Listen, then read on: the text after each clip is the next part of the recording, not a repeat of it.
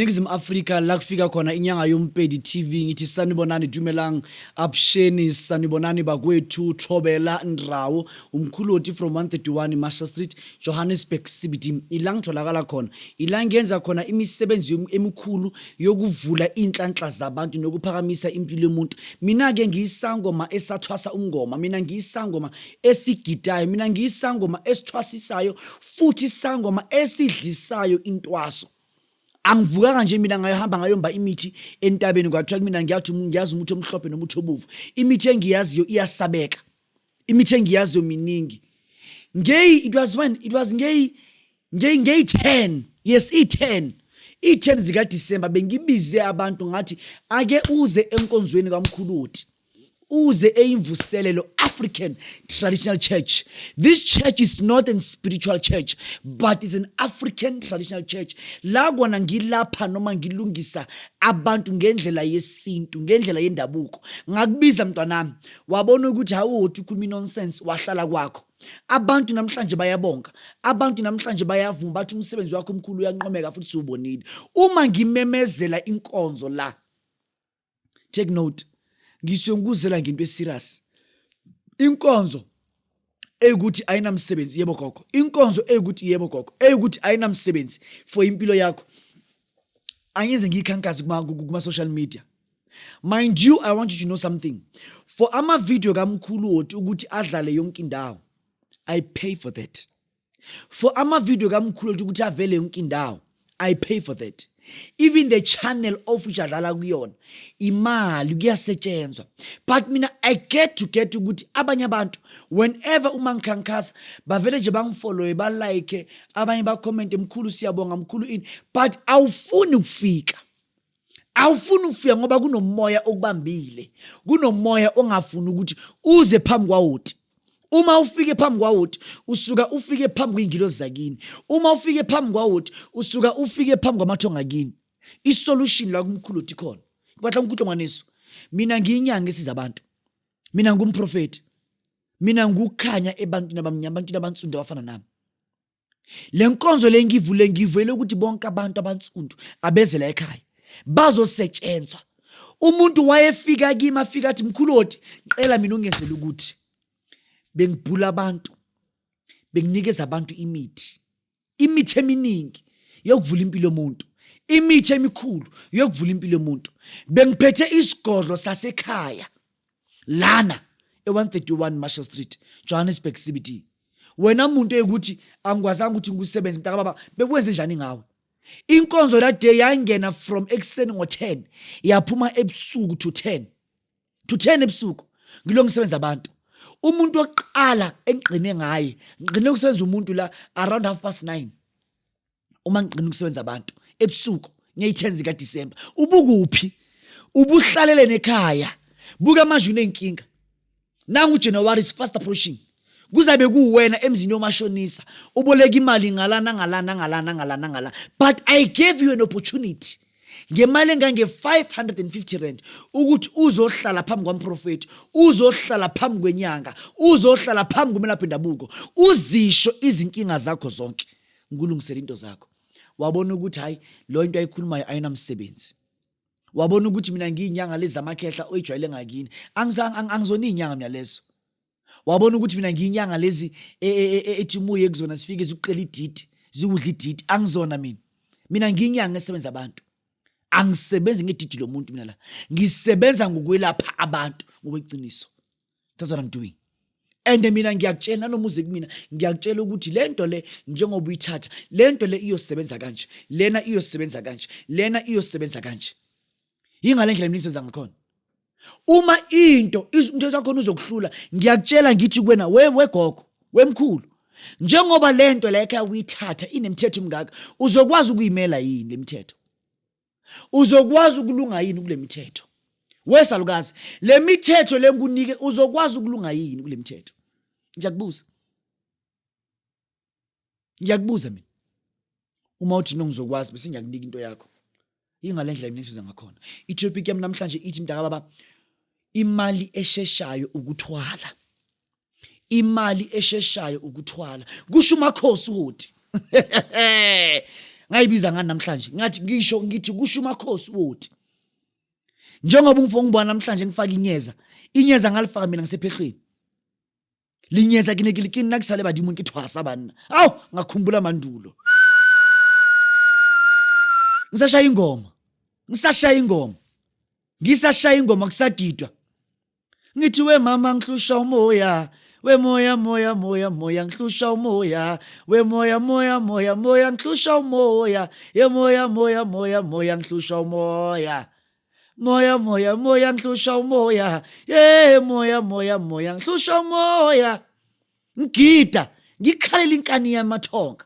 Ngikhalela mina inkani yamadlozi. Mama ngihlusha umoya. Ye moya ngihlusha umoya. Ye moya ngikhalela umoya. Aye hey umoya ngumoya. Hawu umoya ngumoya. Ngihlusha umoya. Ngithi ngashiya abazali bami. Ye moya ngashiya ihlobo zami. We moya ngashiya umsebenzi. We moya ngihlusha umoya. Kungenje uma abantu bengibona namhlanje ngaba ngeemoto ezinkulu, abantu bebuka imizi yami ukuthi uhotu nemizi endaweni eyidurayo, ehotu uphakeme, bekungena kuphakama ngalezo khathi lezo. Bekunzima. Bekonakele.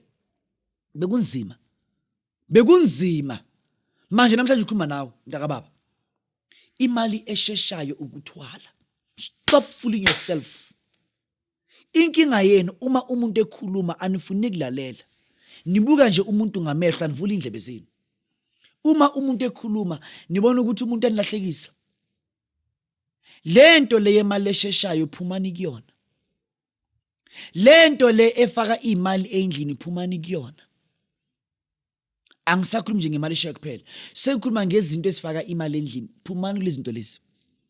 Lezi zinto zinemithetho. Imithetho yakhona uma ungahambi ngendlela, lento is either ayisebenzi noma lento is either yakuhluphekisa noma lento is either ivala impilo yakho. Awungizwa. Lezi zinto zinemithetho. Lento uma ungayenzi ngomthetho imosha izinto zakho. Lento le uma ungamoshi into zakho, lento le hlangahlanganisa impilo yakho. Phumani kulezi zinto. Yekani lezi zinto. Kunabantu abaningi mina ngibayenzele imali ephuthumayo because imali esheshayo mina ngiyenzi. Imali ephuthumayo ngithatha mina njengesiphakamo. But ngikhaliswa abantu eyukuthi uma ngibayenzele imali ephuthumayo bathi kimi labantu mkhulu othi uma siqeda kusebenzisa lezi zinto lezi kwavele nje kwaqhamuka abantu endlini. Kunendoda mkhulu ehlala endlini la ngibeke lento yakho imali ephuthumayo. Mina ngayibuza ukuthi lento le njengoba mina ngayilanda angaze ngabona ndoda mina ephilayo kulezi zinto lezi. Kanti manje namhlanje kwenzekeni? Bathi no mkhulu ngikutshela iqiniso. Omunye ubaba waseKimberley wakhipha imoto abhadala ngathi kuye khuleka. Ungakhipha imoto ngizoziyela mina kwakho. Ngayiyela kwakhe uma ngifika khona kune mall ekuthiwa ngathi iKhathu Mall somewhere ngalapho nekile kamo. Uma ngifika la kulo muzi wale ndoda ngempela uma ngifika ngamthola umlungu wentshebe engaka endlini. Ngamthola umlungu wentshebe engaka endlini. Uma ngifika kulo muzi lo ngafika mina ngaphahla. Ngithe mangiphahla mina ngathi no man. Mhlambe la kulelikhaya kunesipoko esivukile. Uma ngiqhela ngikhipha ngezinto zami zokukhipha imimoya zokukhipha in lento ayiphumi. Lento uma ngaphumi lento futhi ayikhulumi kusho too late do. Mina ngabuza ukuthi kanti manje wena njengoba wena ula kanti wena uze ngani? Kwenzeke ini? Uze ngani? Yathi kimi le ndoda uma le ndoda le ibihambile iyofaka izinto la ubuthe uyifake khona yafika yahlaba inkukhu. Uma le ndoda ifika yahlaba inkukhu mina ngase ngiyavuka ngoba mina ngithandela igazi, mina ngafa ngabulawa, mina ngithe mangifa ngibulawa kuleyo ndawo ngafika ngashiwa khona. Manje mina kuthe makuhlaba inkukhu la kuhlaba isilwane, mina ngavuka ngazohlala. Imina umuntu engilibele ngilo ngimfakela imali lo muntu.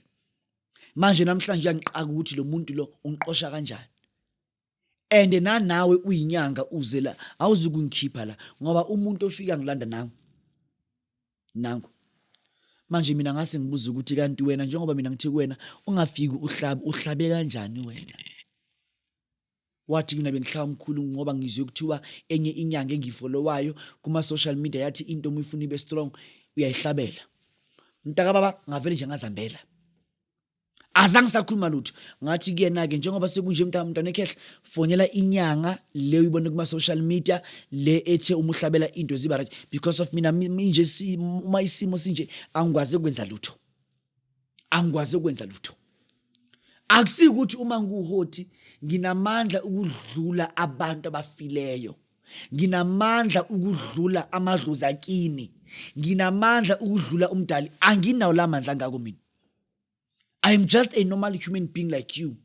Oyikuthi nginikezwe amandla wokuvula izinto zabantu. Ngivule izinto zabantu for more than 10 years today.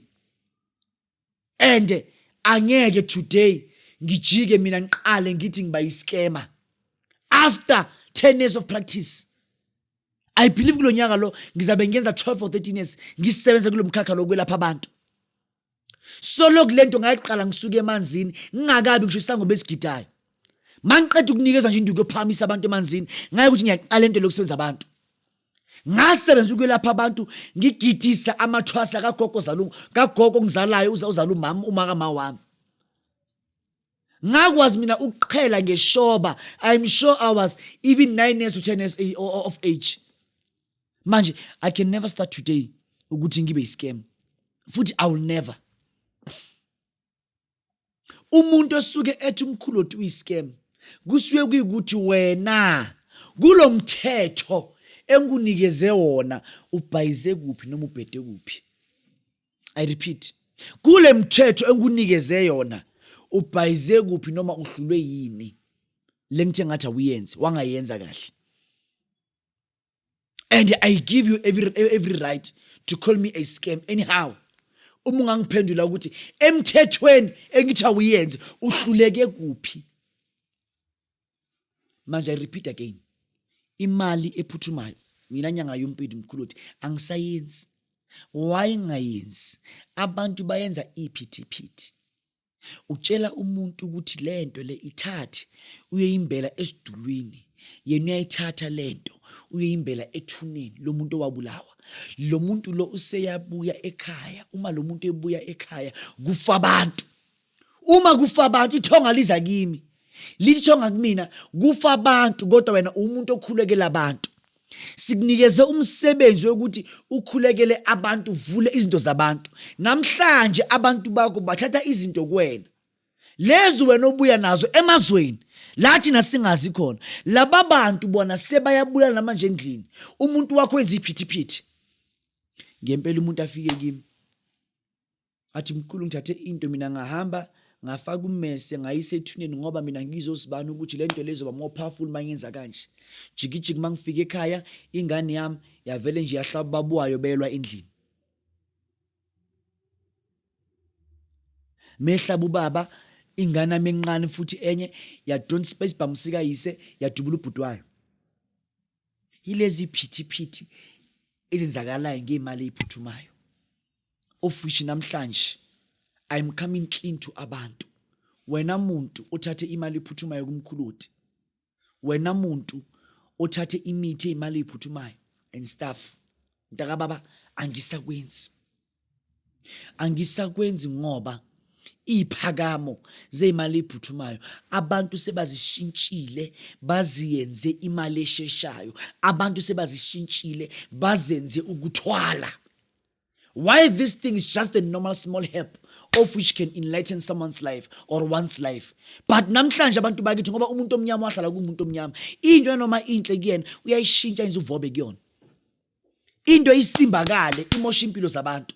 So leyo nto leyo akusikuthi uma ngisebenza abantu njengenyanga I'm desperate ukuthi ngisebenza abantu.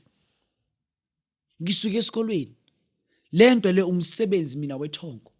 Umsebenzi wakamoya engunikezwe mina abantu abadala. Lento le ngisebenzayo. Umsebenzi engunikezwe abantu abadala. Nakusasa uma befuna ungiphuca lo msebenzi bangangiphuca wona. But abangangiphuca ngenxa yabantu eyukuthi bayenza iphithiphithi uma ngibatshela izinto. Kusasa umuntu afokoze lonke lomhlaba la akhulume nami ngabi akhulume ngami kabi kuma social media athukane ngami ayenze ini ayitshela ukuthi mhlambe ngiyohlabeka noma ngiyomreply ngivele nje ngithule ngoba umsebenzi uthi indaba yesigodlo indaba yesigodlo ayikhulunywa okwasemakhosini kunabantu abaningi engibakhuze bafuna ukubela abantu babo uthola umuntu uze la kumina ufuna ukubela umyeni wakhe ngimkhuza umuntu angezwa ngimkhuza umuntu ngithi mina lezo zenzayo lezi mina ngihlangana naso angangizwa umuntu kusasa umuntu konakala phezulu impilo yakhe.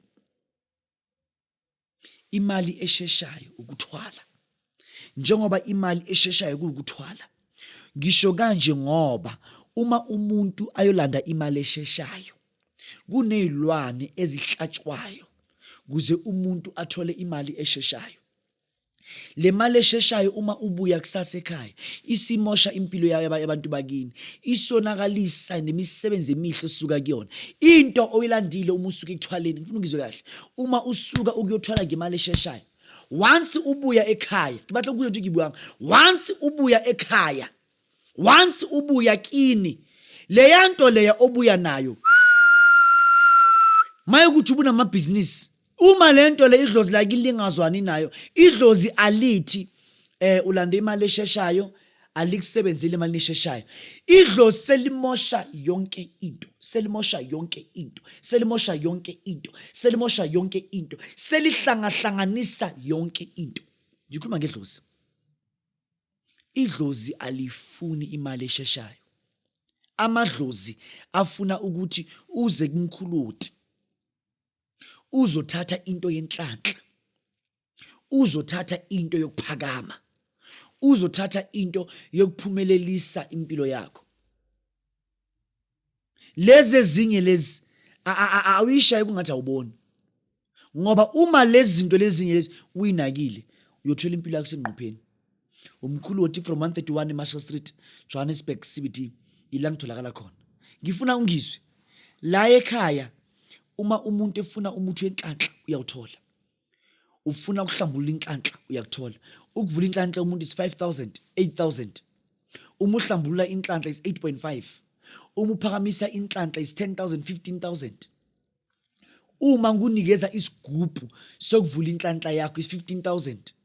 Mangunikeza isigubhu sokuphakamisa from 20,000 25,000. Uma ngunikeza isikhwama makhosi isikhwama somhlumeka kanhlanye noma isikhwama sesidawana ngunikeza isikhwama from 150,000 100,000 ingalendlela engenza ngakhona ama deposit wonke lawo. Uma ufuna umuthi wemali ngiyakwenzela umuthi wemali ukuthi imali izibonakalise ngapha nangapha phezulu impilo yakho usebenza kodwa ngemali engange 15,000. Uma ufuna uhlanga lemali ukuthi imali kulandele la uyakhona imali ibe khona is 10,000 ingalendlela mina ngisenza ngakhona. Uma ufuna amabuff enhlanhla ngiyakufaka amabuff from 6,000. Uma ufuna amaphondo okuphakama wonke aqala from 10,000 15,000 20,000 ingalendlela mina ngisenza ngakhona. Uma ufuna ukulahliswa isilwane ufika nemali engange 8,000. Uma ufuna isipoki sikushiye ufika nemali engange 8.5 ingalendlela mina mkhulu engisebenza ngayo. Ngiyakuvela into zakho ngiyakulungisela la ekhaya. Uma ufuna ukushisela umuntu ngevutha angikwenzi lokho. La ekhaya uma ufuna ukuthi ngushayele umuntu ngezulu angikwenzi lokho. Why ngakwenzi lokho? Mina la ngihlala khona number 1 mntakababa angihlali mina emakhaya erondweni omnyama emuva kwendlu. Ngihlala in serious deep suburbs. La ngihlala khona noma imvula inetha angithuki ukuthi izulu longena kwami. Angithuki. Inyanga eziphuwa ezi useless ezi-reckless yizo inyanga ungahamba uye kuzona ukuze ukwenzele ovutha. Mina ivutha ngigeza abantu ngayo ukuze umthakathi ulandelelayo ashe emile.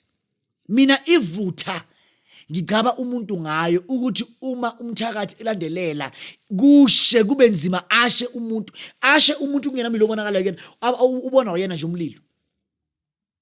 Mina izulu angishayi mina abantu ngizulu.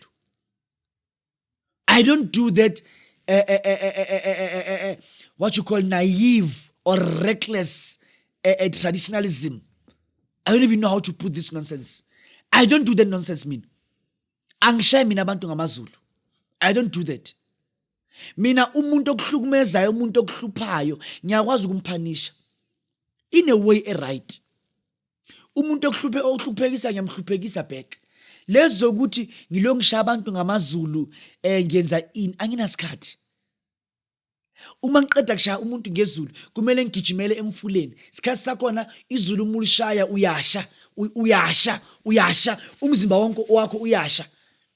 So you can imagine kula masababs engihlala kuwona ngiyindoda ihlonipheke kanje sengigijima eitratini ngifaka amabhayi ngigijimela emfuleni eyukuthi mina ngihlala khona umfula khona ubiyelwe ngiyongena kanjani ngingene emanzini ngamapunapuna ngiyogeza.